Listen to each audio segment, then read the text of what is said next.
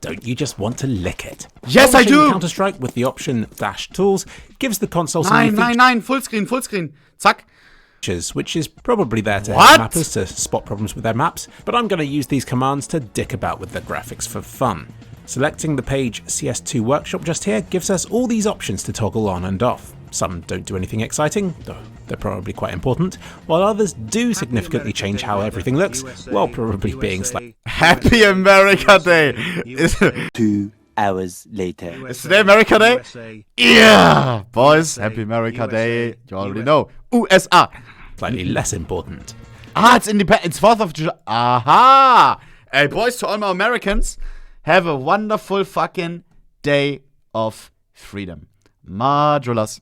Start with good old full bright, which removes all of the Source 2 lighting benefits and returns the level back to how it used to look back when the map was being made in the editor, but with a shiny twist. It seems like even though it's full bright, the surfaces facing you light up more than those that are facing away, which gives everything an oddly shiny look as I'm flying about. But this makes sense because if I compare this with a fully full bright map that doesn't have this shiny effect, you can see that without any shading at all, it can get very confusing to know where one surface ends and where the next begins. This looks disgusting. In case you don't know from the hundreds of times I've talked about this already, Source and Source 2 light their maps by pre-calculating their lighting using ray tracing, in a process that can take hours and hours to complete.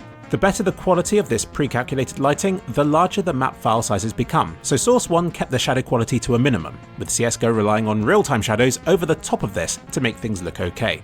But Source 2's pre-calculated shadows look amazing already, so with Counter-Strike 2 I don't think we even need these real-time shadows too much anymore, and in some ways they're actually worse than the pre-calculated ones. This handy button lets us disable the real-time shadows. What is that? V-Console 2. Leaving just the pre-calculated ones that are beneath. I am so thankful this option exists, because in CSGO there's no easy toggle, presumably a makeshift attempt by Valve to prevent cheating in some way.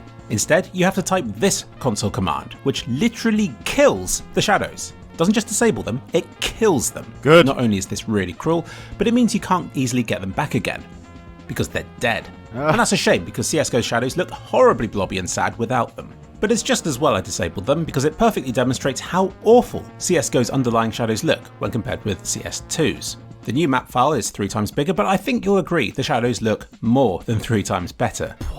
Look at this right there. That is cream. There's even an option to lower the quality of CS2's shadow map, yet even in this state it still looks a million times better than CSGO's shadows did. This is probably one of the biggest improvements with Source 2 right here. But no matter how nice these pre-calculated shadows look, they can't update when things move. This includes these leaves here, which as a player of the game you probably don't care about, but it also means that players' shadows won't show up, which you might care about a bit more if you can't see them, especially when other players still can. And although much better than CSGO, these Source 2 shadows still look generally fuzzier than the real-time ones do, which isn't necessarily worse. To demonstrate this, I went to Morocco. Look, there's that thing from Bombsite A. That's when the sheer awesomeness of the whole thing struck me. To think, this is probably exactly where somebody from Valve has stood at some point in the past. I felt so honoured. Next, I ventured out into the desert and came across a Mirage. They even had similar roof trims. And this was when my discoveries began. You can see from the shadow... Bro, 3 clicks. I fucking love 3 clicks. Bro, the drip though, you got the full tourist drip, bro. The fucking Explorer hat. He's got the basic tee. He's got a nice juicy backpack, probably like 80 liters. Nice long socks, so sand doesn't come inside. We got the camera back, I think. We got the rollie. Okay, I see you. My discoveries began. I see you. You can see from the shadow of this post that it gets slightly less defined the further away from the object it gets. But why? That's because the sun is big, and not just a single point in the sky. So it behaves almost like lots of little lights, all in slightly different locations, meaning that there will be some spots where only some of these lights will reach the area, resulting in a half shadow, which is kind of like a blurry outline around the edges of the proper shadow. So this blurrier the further away from the object the shadow is something that CSGO's real-time shadows, and indeed Source 2's real-time shadows, cannot do. Is this a problem? Not really. You can see from the shadows cast here that even when they're cast from the tops of the buildings and landing on the ground below, they're still pretty well defined, gaining only a bit of blur at most. So CS2's very high shadow setting is probably a bit over the top with its crisp, clear definition, but high is quite realistic. I'd avoid medium setting since that fades out unconvincingly not far from your character's position. Oh. But get this, Low setting disables the real-time shadows completely, on everything but your player models. Sure, the shadows on trees will no longer move and your player's shadow is a bit blobby and shimmery looking, but in some ways, CS2's low shadow setting is the closest to real life that you can get, and whenever you're indoors it will still look the same as higher settings would anyway. Low shadow setting misses out on pretty self-shadowing stuff, like how the shadows of these leaves pass down through other ones in this example. But you might prefer this to be disabled completely, as it looks simpler and maybe less distracting. But for those of you who like to turn everything up to higher setting for best definition, don't worry. This kind of self-shadowing looks awesome at highest setting, and the only time that CS2's sharp-looking real-time shadows will be noticeably wrong is when the shadows cast are from a long way away, like from the tops of the tall towers on Mirage. But get this, no tower on Mirage has a visible shadow anywhere within the playable space. It's almost as if this was done on purpose. But how should these distant shadows look?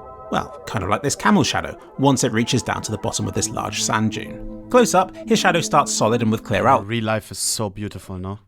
Look at that picture, bro. How the shadow fucking evolves, that's fantastic. Lines. But down the bottom ends up being super muddy and messy looking, which coincidentally mirrored my bowel movements that day. But no matter which shadow setting you choose, nothing will stop the shadows from being wrong anyway, because the sun's position in this map doesn't match up. Valve, please fix. I'll let you in on a secret. No matter how great we get at texturing and decorating a level, it will never look as nice as if we disable the textures completely. There's something timeless, something beautiful about the simplicity of displaying the lighting and nothing else, where the only colours we see are but the shades of looks like made out of the thing that you mold, you know, like ceramic or something, I don't know. I like that. Lighting hitting and bouncing off surfaces and blending in with one another. Beautiful. I'm going to keep this setting on clay, yeah, on for a while because it makes it easier to see what the other options I'm toggling on and off are actually doing. Plus, like I said, it looks really pretty. Wow. Show lightmap res/luxels covers the level in tiny squares. You know I was saying the shadows in Source 2 look better? This is why, because of how many squares there are. Think of this as a massive texture covering the entire map, representing the shadows and how bright each spot should look. If I now lower the quality of the shadows, these squares get bigger and thus less able to represent smaller details, hence the blobbier looking shadows. As you might imagine, the squares in CSGO would have been much, much bigger again. But it's not just the surfaces that are lit in Counter-Strike 2. If we enable light probes, it fills the world around you with thousands of balls. Whoa, whoa, whoa. More balls than you've ever seen before. If you like Not true. looking at balls, then this is definitely the mode for you. But what exactly are they for? Well, each of these represents a spot in the map that's had its lighting pre-calculated beforehand. It means that moving objects like players will have their characters lit correctly by simply grabbing lighting information from the nearest ball, and by covering their own body with it. That's right, Counter-Strike 2 lights you with balls, or at least the lighting information from them. Do we need this many balls? Yeah. Even beyond the playable space and high up in the sky, there are thousands of balls. And I don't know the answer to this. It seems a bit excessive if you ask me, but what do I know? I don't really know what albedo does, but all it seems to do is to show how surfaces look if they weren't lit at all. And anything flashing is apparently out of range in some way. In a similar way, I guess the reflectivity and roughness options represent those properties on a scale from black to white. I think these are all here to check different parts of Source 2's texture properties. You might have heard of older methods like bump mapping and specular maps, which are effects you can give to textures to make them look more bumpy or shiny when they previously might not have looked right. But this has fallen out of favour in recent years as PBR has taken off. PBR, being physically based rendering, is kind of like an all-in-one system for representing how a material should look by simulating how light should interact with it, be it a shiny surface, a rough one, a translucent one, or a bit of everything.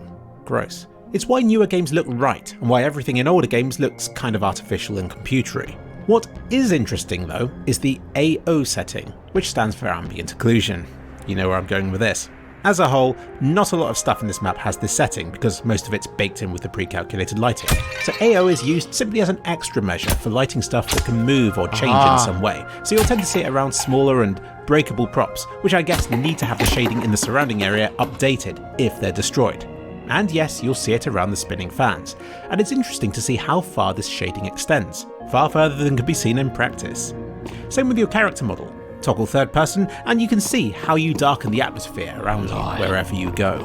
And in the game. Third person view also lets you appreciate the quality of your character's animation. Oh hell nah. Especially when he's flailing about in the air, all like ah. And now we get onto the fun one, cube map view.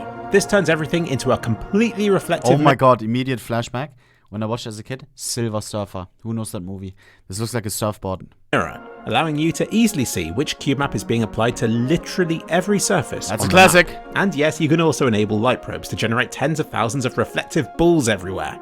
You know where I'm going to showcase this, don't you?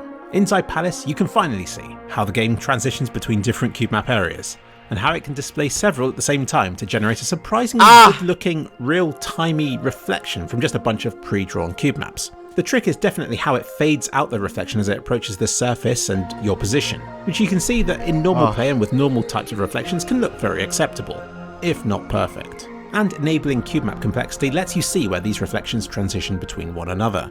Now for optimization. It's hard to explain optimization. You might think that the best way to render a game is only to draw what's seen, but Source 1 seldom worked like that.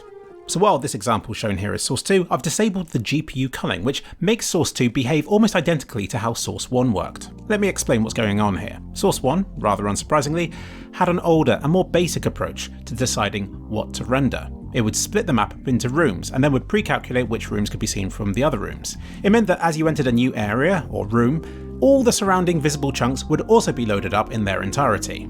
I mean, there were other hand-placed elements you could do to try and improve things, but that was the general idea. However, if we enable Source 2's new GPU culling feature, it aggressively hides things the moment they're hidden behind a wall or object, even if they're still in the same room as you are. It will even stop rendering things if they're hidden behind your player model, or even the weapon that you're holding. So this means that your frame rate might actually be better if you're holding a larger gun model that's hiding more of the screen. Not drawing stuff that's hidden makes sense in theory, though just know that calculating what not to draw also tends to come with a bit of slowdown, so it's a balancing act. In Source 1 there was a tool called an area portal, which would do this effect, and it was often placed in windows and doorways. And the question that mappers had in Source 1 was, why not just strap one of these area portals to the player's face to make it do exactly this no matter where they were stood? And the answer to that was, lol, that's a stupid idea, it wouldn't work, and if it did then Valve would have done it already. And now with Source 2, Valve has, and I found my frame rates to be generally better with the GPU culling on. Source 2, where you're sprayed in ball colours and have an area portal strapped to your face. And there are many other options on this menu which I won't be covering. A lot of these things, possibly all of them, are console commands that you can use already, should you know what to type to trigger them. But to see it all here in one simple accessible menu, where everything's toggleable in just a few clicks, is going to save thousands of man hours. This is a screen that mappers, and myself, will gain mastery of over the coming years. Thanks Valve, very cool. Wow, very insightful video. Next, on our channel, Twitch Best Moments, reactions as fresh as they come, investment tips, and giveaways. So, you know what to do to not miss it.